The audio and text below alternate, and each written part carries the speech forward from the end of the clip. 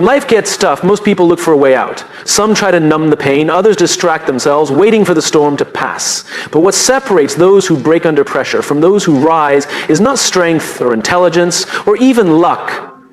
It's something far more powerful. It's clarity of purpose. And there's a story I often think about. It's about a man who ran a marathon on every continent, some in the blistering heat of the Sahara, others in the icy wastelands of Antarctica. When someone asked him how he endured such extremes, his answer was simple. I never ran for the medals, he said. I ran to show my kids what commitment looks like. That's the power of knowing why you do something. When you have a purpose, pain doesn't stop you. It sharpens you. But in the real world, life rarely gives us clear goals wrapped in ribbons. More often it gives us chaos, layoffs, breakups, diagnoses, losses we didn't see coming. In those moments, purpose isn't something we're handed, it's something we have to search for. And that search can be messy. Because when everything feels like it's falling apart, asking, why am I doing this, can feel like shouting into an empty canyon. But here's the truth. Your reason doesn't need to be big or poetic. It just needs to be real, honest, rooted in something deeper than the circumstances you're facing. Think about the most resilient people you know. Maybe it's a single parent working 2 jobs. Maybe it's a friend who came out stronger after a long battle with depression. Or a mentor who kept showing up every day even when nobody was watching. What makes these people remarkable isn't that they never struggled. It's that they had something inside them that made the struggle worth it. They had a reason to keep going. When we forget our why, we start chasing relief instead of growth. We make decisions based on what feels good now, not what serves us later. We settle, we drift. But when we know our why, we make decisions differently. We act with intention. We choose discomfort if it leads to something meaningful. We endure because we believe it matters. Purpose turns pain into fuel. Let me make this clear. It's not about pretending everything is fine. It's not about toxic positivity or forcing a smile when you're falling apart inside. It's about anchoring yourself to something that reminds you who you are and what you stand for, even when everything else is uncertain. So how do you find your why when life gets hard? Start small. Ask yourself, who am I doing this for? What would hurt more, giving up now or never knowing what could have been? Whose life will be better because I didn't quit? Sometimes your purpose is a person, a child who's watching, a partner who believes in you, a team that depends on you, someone who survived the storm and came out wiser. Sometimes it's a simple idea that maybe, just maybe, your pain can be used to help someone else someday. Purpose isn't always lightning in the sky. Sometimes it's a whisper in the dark. You don't always find it, you remember it.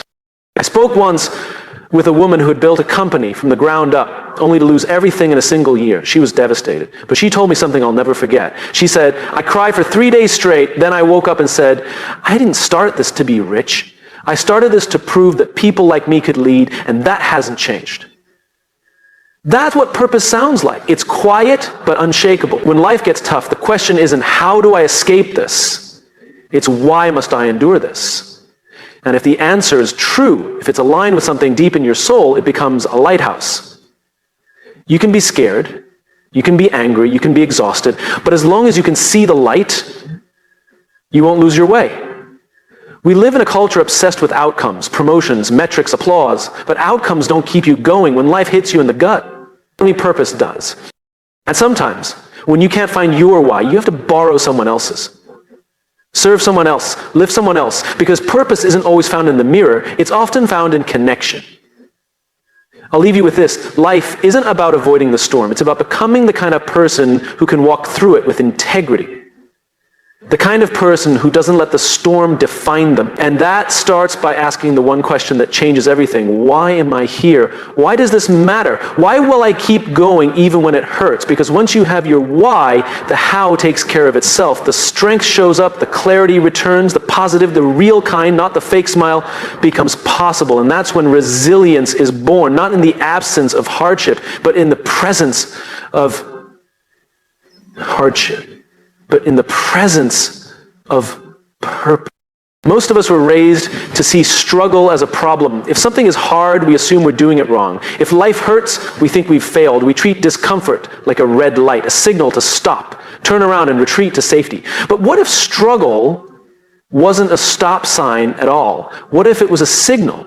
a message, a form of feedback that invites us not to quit, but to listen.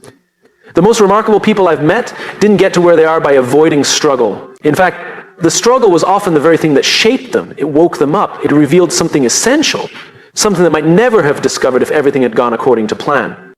But we're conditioned to run from discomfort. We flinch at resistance. We chase ease and confuse comfort with happiness. The truth is, comfort zones feel good for a while, but nothing grows there. Growth, by its very nature, requires resistance. That's how muscles are built. That's how character is built, too. There's a story I once heard about how butterflies develop.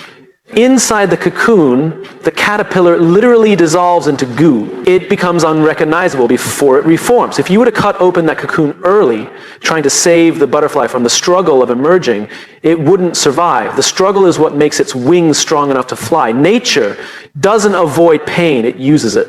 And yet, in our lives, the moment something gets difficult, we question everything. We question our path. We question our worth. We wonder if we're in the wrong place, doing the wrong thing, living the wrong life. But what if we paused and asked a different question? What is this struggle trying to teach me? Every challenge carries a message. Sometimes it's telling you that you need to slow down. Sometimes it's showing you that you've outgrown your environment. Sometimes it's pointing to an old belief that no longer serves you. And sometimes it's just reminding you that the path you're on is worth it. But not without cost. Struggle is not a verdict. It's not the universe punishing you.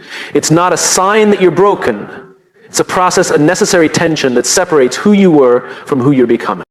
Think of a time in your life when you went through something difficult, a breakup, a failure, a season of deep uncertainty. Now think about who you were on the other side of it. Chances are you were wiser, more grounded, maybe even more grateful. We rarely see it while it's happening, but struggle leaves gifts behind. Perspective, resilience, empathy. Some of the most compassionate people I know are the ones who've been through the most. Why? Because struggle softens you, it humbles you, it creates room for understanding. It's hard to judge someone else when you've walked through your own fire. Of course, there's a danger in romanticizing pain. This isn't about glorifying suffering or pretending that hardship is always noble. Pain can be brutal. It can be unfair. Some struggles make no sense at all, and trying to explain them with shallow wisdom does more harm than good. But even then, even in the hardest seasons, struggle can open a door. Not to a simple answer, but to a deeper way of seeing. When people say things like this happen for a reason, I don't always agree, but I do believe this. You can find reason in what happens. You can make meaning from it. You can decide to let your pain shape you, not define you. That choice is everything. I once met a man who lost his job unexpectedly after 20 years of loyal service. He was devastated, angry, full of self-doubt. For months he spiraled, but eventually when he stopped asking why me and started asking what now, something changed. He began to see the layoff not just as an ending, but as an opening. He went back to school, started a small business. Years later, he told me, losing that job broke me, but it also rebuilt me. It's not about pretending every struggle is a blessing. It's about choosing to let the struggle speak instead of silencing it. It's about asking, what can I learn from this, even if the answer takes time? When we treat struggle as a stop sign, we rob ourselves of growth. But when we treat it as a signal, we become curious. We lean in, we explore, we look for the insight hidden inside the discomfort. That's how progress happens, not in a straight line, but through a series of setbacks that eventually become steps forward. And here's the paradox.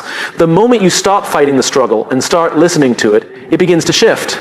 Maybe not the circumstances, but your relationship to them. You begin to feel empowered, not defeated, because now you're not just enduring the hard times, you're engaging with them.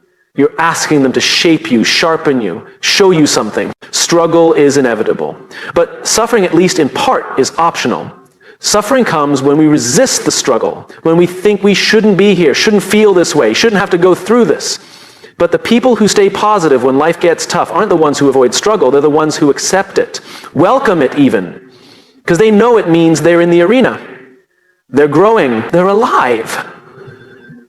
So the next time life feels hard, don't just look for the exit, look for the lesson. Don't just ask, how do I get out of this? Ask, what is this trying to teach me? And remember, this isn't the end, it's a message, a turning point, a signal that you're in the middle of becoming someone stronger than you've ever been. Because struggle doesn't mean you're lost, Sometimes it means you're finally on the right path. When life becomes overwhelming, the first thing most people lose is their sense of control. Plans fall apart, people disappoint us, the unexpected becomes the norm, and suddenly we're staring at a version of our life we didn't choose and don't understand.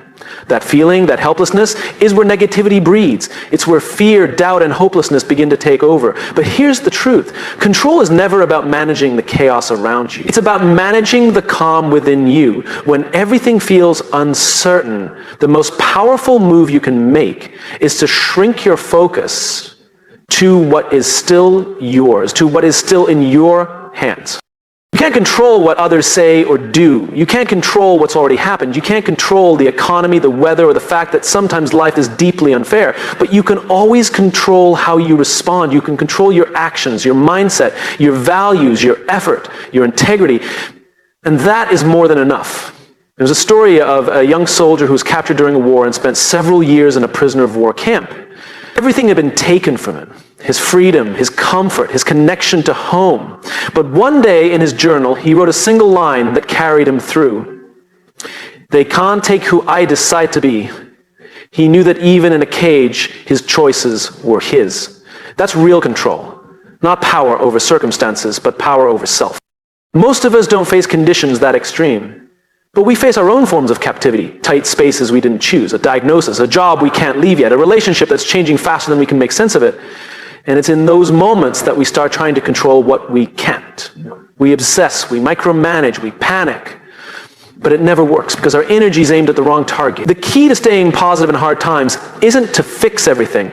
It's to focus on the one thing that is always fixable. Your next step, your attitude, your effort, the tone of your voice, the way you treat people, the words you choose when you talk to yourself.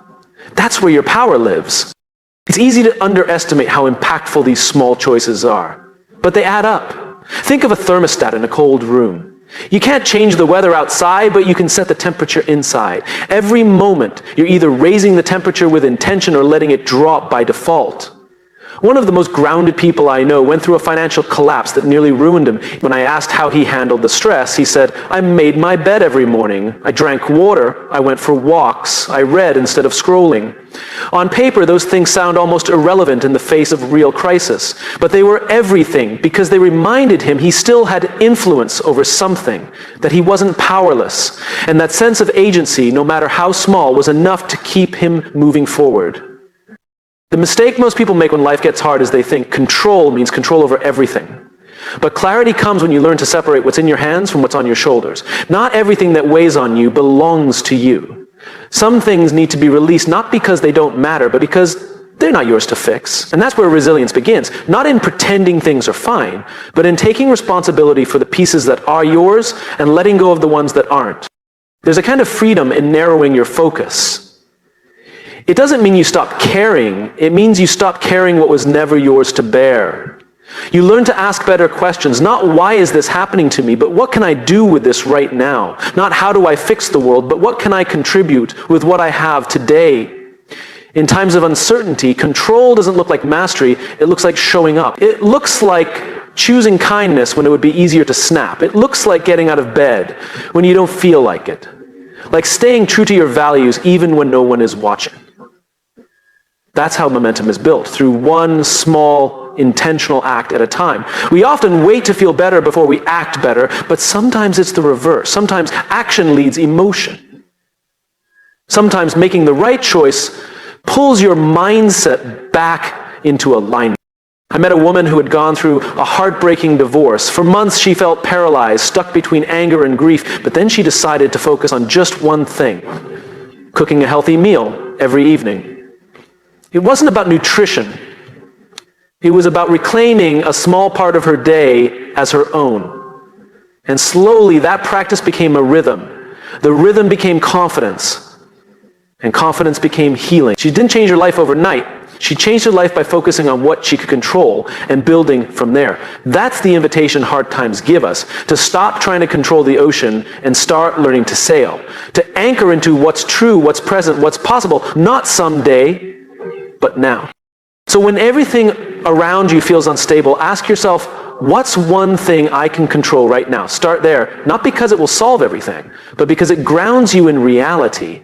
And reality, when faced with clarity and courage, is always more manageable than we fear. You don't need to have control over the whole road, just the next step. You don't need to change the whole world, just your corner of it. And when you do that, with intention, consistently, patiently, you discover something extraordinary. Peace. Not the kind that comes from everything going right, but the kind that comes from knowing you are acting with integrity even when things are going wrong. That is real power, and it's yours. When life gets hard, we tend to isolate. We pull back, we hide. We tell ourselves it's easier not to be a burden, easier to figure it out on our own. But isolation doesn't protect us, it drains us. We're not wired to go through life alone, especially not the difficult parts. And yet, when we're hurting, connection is often the first thing we let go of. The truth is, we don't need a crowd when things fall apart. We don't need noise or attention. We need presence. We need people, not just anyone, but the right people. People who don't try to fix you, but sit with you. People who remind you who you are when you've forgotten. People who don't judge you for struggling, but respect you more for being honest about it. We live in a world that praises independence. We admire people who can tough it out, who seem strong, unshaken. But strength is not the absence of vulnerability. Real strength is knowing when to say, I need help. Real strength is knowing the difference between being alone and feeling supported. There's a powerful moment that happens when you're with someone who sees the best in you even when you're at your worst. They don't need to give you advice or tell you it's all going to be okay. Their belief in you is enough, because sometimes when your voice is full of doubt, you need to borrow someone else's voice of confidence just to keep going. I remember talking to a man who'd gone through a long battle with cancer. He said the most healing moments didn't come from medicine or even milestones. They came from conversations. From the nurse who took 5 extra minutes to listen to his story. From the friend who showed up every Wednesday with no agenda, just presence. He said those people didn't carry the pain for me, but they made me feel like I didn't have to carry it alone. That's the power of a support system. It's not about solving problems, it's about making space.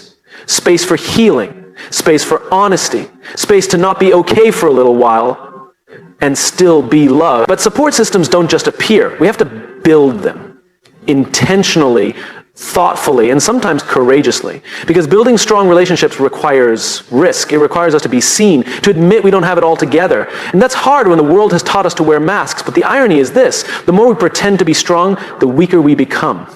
The more we open up, the more resilient we grow.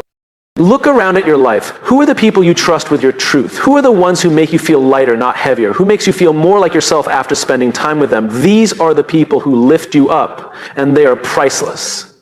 But we also have to talk about the opposite, the people who drain you. Not because they're bad, but because they can't meet you where you are. Sometimes staying positive when life gets tough means setting boundaries with those who add to the weight rather than lighten it. It's okay to love people from a distance. It's okay to protect your peace. That's not selfish, it's wise. One of the most important decisions you'll ever make in hard times is who you allow to speak into your life. Words are powerful. Voices shape our inner dialogue. So if you're surrounded by people who constantly remind you of your failures, your flaws, your fears, you will start to believe them. But if you're surrounded by people who remind you of your strength, your worth, your progress, you will rise. Sometimes the person who lifts you up isn't the loudest in the room. It's the quiet friend who texts, "I'm thinking of you." The coworker who notices you're off and asks how they can help. The mentor who says, "You've got this," and actually means it. These moments are small, but they're not insignificant. They're lifelines. They're anchors in the storm. And just as we need those people, we also have to become them. Positivity is contagious. So is kindness. One of the most beautiful things about being human is that we can be someone's turning point without even realizing it. A word of encouragement, a gesture of grace, a listening ear. It could be the difference between someone giving up and holding on. In that way, the support you give becomes part of the support you receive. It's a cycle. The more we show up for others, the more we realize we're not alone in our struggle. And the more we let others show up for us, the more we remind them that it's okay to need help too. There's a myth that tough people don't need anyone, but the reality is the toughest people are often the most connected. They know that strength isn't about resistance, it's about resilience. And resilience isn't built in isolation, it's built in relationship. So if life feels heavy right now, don't carry it alone. Pick up the phone, send the message, ask for help, let someone in. And if things are going well for you, be the person someone else can lean on, because no matter who you are, where you come from, or what you're facing, one thing will always be true. We are better together. In the end, positivity isn't just a mindset. It's a community. It's built through relationships that remind us we're not walking through this life in silence. That even in our darkest moments, someone is holding the light. And sometimes that light is all we need to take one more step forward. When life gets tough, the easiest thing to lose is your sense of direction. You wake up feeling heavy, your mind is clouded, you question your effort, your path, even your worth. And in those moments, it's tempting to focus on just getting through the day. But if you're only trying to survive the storm, you risk forgetting why you stepped outside in the first place. Hardship is a way of making us forget our why. And yet it's exactly in those moments that we need it most. Your why is your purpose. It's the deeper reason behind everything you do. The thing that gives meaning to your actions and decisions. It's not about goals or tasks. It's about belief. It's the answer going. Her eyes lit up when she answered, because every child who walks through that door deserves someone who believes in them even if no one else does. That was her why. It wasn't about curriculum or test scores. It was about belief. And that belief carried her through the hard seasons. Your why doesn't have to be big to be meaningful. It just has to be real. It has to matter enough that you're willing to endure discomfort, face setbacks, and keep going when quitting would be easier. But here's the catch. Your why won't always shout. Sometimes it whispers, especially when you're in pain. That's why you need to keep it visible. Write it down. Say it out loud. Share it with people who remind you when you forget. Because when the fog rolls in, and it will, you need something to guide you. One of the most dangerous things about struggle is that it narrows your vision. Pain has a way of making us focus only on what's going wrong. But your why pulls your view upward. It reminds you that what you're going through is connected to something greater than just this moment. I once spoke with a father who was working 3 jobs to support his family. He was exhausted, worn thin, constantly questioning whether he could keep it up. But every night, before he went to bed, he looked at a photo of his kids. He said, "That's what gets me up in the morning. That's what keeps me going when I don't think I have anything left." His life wasn't easy, but it was grounded in something deeper. And that made all the difference. Your why is the fuel for resilience. Without it, you'll run on fumes. You'll burn out. You'll wonder why you ever started. But with it, even your hardest days become part of a larger picture. Even your pain has a place. And here's something most people don't realize. Your why isn't fixed. It can evolve. It can deepen. Sometimes struggle doesn't just test your purpose. It clarifies it.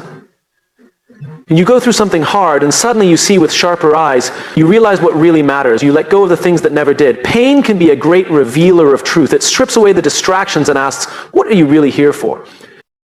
I remember hearing a story about a paramedic who had been in the field for years. After witnessing tragedy after tragedy, she began to wonder if she was making any difference at all. But one night, after saving a young man's life, his mother found her and simply said, "You gave me my son back." That one sentence reconnected her to her purpose. Not her job description, not her title, her purpose. When life is hard, your why doesn't take the pain away, but it gives the pain. And purpose is powerful. Purpose turns endurance into progress. It transforms obstacles into opportunities, not always in the moment, but over time. Purpose keeps you moving, even when you're moving slowly, especially then. Sometimes you won't feel your why as clearly as other times. And that's okay. It's not about perfection. It's about direction. The key is to return to it over and over again, like a compass, like a lighthouse in the distance when the waters get rough. If you don't know what your why is yet, don't panic. Start with your values. What do you stand for? What do you believe in? What would you be willing to struggle for, not because you enjoy the pain, but because the outcome matters that much? That's where your purpose lives. Your why might be your family. It might be a cause, a calling, a belief in creating something better, a commitment to who you want to become. It doesn't matter what it is, as long as it's yours. And as long as they don't fake it, they don't pretend it's fine, they simply hold on to why they started, and they let that pull them forward one step at a time.